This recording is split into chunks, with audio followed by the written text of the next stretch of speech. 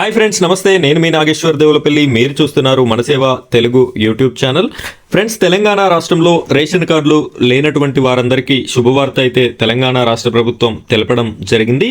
మీ సేవలో కొత్త రేషన్ కార్డులకి దరఖాస్తులను ఆహ్వానించడం జరుగుతుంది. దీనికి సంబంధించినటువంటి ఒక రిసిప్ట్ అయితే మీ దగ్గర ఉండాలి. ఈ రిసిప్ట్ మీ దగ్గర లేనట్టయితే ఈ యొక్క రేషన్ కార్డుని మీరు పొందేటటువంటి అవకాశాన్ని కోల్పోవడం కూడా జరుగుతుంది. అసలు ఏంటి ఈ రిసిప్ట్, దీనికి సంబంధించినటువంటి పూర్తి వివరాలని మనం ఈ వీడియోలో చూద్దాం. ఇప్పటివరకు ఈ వీడియోని లైక్ చేయనట్టయితే లైక్ చేయండి. అలాగే మన ఛానల్ని సబ్స్క్రైబ్ చేసుకోండి. పక్కన ఉన్నటువంటి బెల్ ఐకాన్ పైన ట్యాప్ చేసి ఆలని సెలెక్ట్ చేసుకోండి. మీరు ఇలా చేయడం వల్ల లేటెస్ట్ ఇన్ఫర్మేషన్ అంతా మీ వరకు రావడం జరుగుతుంది.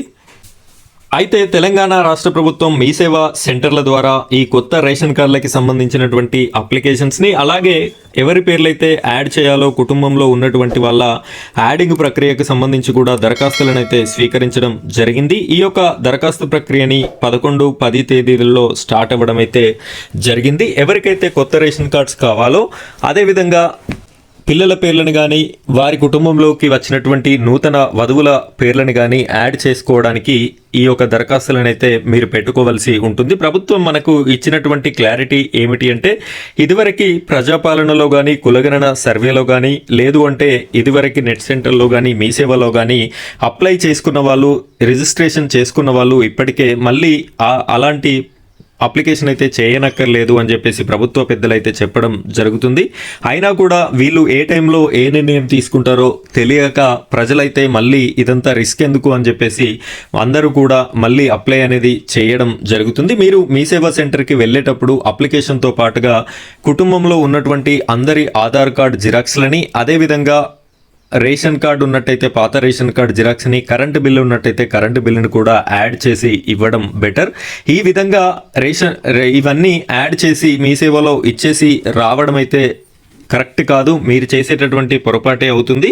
మీరు మీ సేవలో ఇచ్చిన తర్వాత ఎంట్రీ చేయించుకొని రిజిస్ట్రేషన్ కంప్లీట్ అయిన తర్వాత ఇలాంటి రిసిప్ట్ని అయితే మీరు తీసుకొని రావాల్సి ఉంటుంది. ఇక్కడ నేను రిసిప్ట్ అనేది చూపిస్తున్నాను చూడండి. Civil supplies corrections in food security card receipt. ఇది మీ సేవ వాళ్ళు మనకి ఇచ్చినటువంటి రిసిప్ట్. ఇక్కడ డేట్ ఆఫ్ పేమెంట్ చూడొచ్చు, 10/2/2025 అని చెప్పేసి కనిపిస్తుంది కదా. కొంతమంది నేను 10వ తారీఖు రోజు వీడియో పెడితే ఇది ఫేక్ ఇన్ఫర్మేషన్ అని చెప్పేసి చాలా మంది అయితే కామెంట్ చేశారు. వాళ్ళందరికీ నేను ఇక్కడ సమాధానం ఇస్తున్నాను.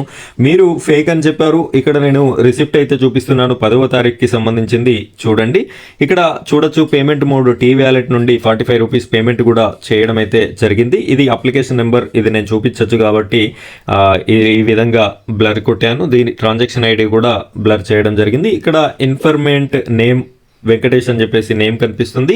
FSC number, request for changes, member modification, amount for 45 rupees, certificate delivered with in 30 working days from requested date. ఇదైతే మనకు 30 వర్కింగ్ డేస్లో సాల్వ్ చేస్తాము అని చెప్పేసి ఉంది, కానీ 30 డేస్లో అయ్యేటటువంటి అవకాశం అయితే ఉండదు. సో ఈ విధంగా మీరు ఖచ్చితంగా అప్లికేషన్ పెట్టుకున్నటువంటి ప్రతి ఒక్కరూ మీరు కూడా ఈ విధంగా ఈ రిసిప్ట్ అనేది తీసుకోండి. ఈ రిసిప్ట్ మీకు ఫ్యూచర్లో స్టేటస్ని చెక్ చేసుకోవడానికి ఉపయోగపడుతుంది. మళ్ళీ కొత్త రేషన్ కార్డు కనుక మీకు రానట్టయితే, ఏదైనా మిస్టేక్స్ జరిగినట్టయితే, ఎడిట్ ఆప్షన్ సంథింగ్ అలాంటిది ఏమైనా ఉన్నా కూడా ఈ రిసిప్టే మీకు ఆధారం కాబట్టి దీన్ని అయితే మీరు భద్రంగా దాచుకోవాల్సి ఉంటుంది. ఫ్రెండ్స్, ఇది ఇవాళ వీడియో నచ్చితే లైక్ చేయండి. అలాగే మన ఛానల్ని సబ్స్క్రైబ్ చేసుకోండి. పక్కన ఉన్నటువంటి బెల్ ఐకాన్ పైన ట్యాప్ చేసి ఆల్ అని సెలెక్ట్ చేసుకొని మన ఛానల్ని సపోర్ట్ చేస్తారని కోరుకుంటున్నాను. Thank you friends, thank you very much.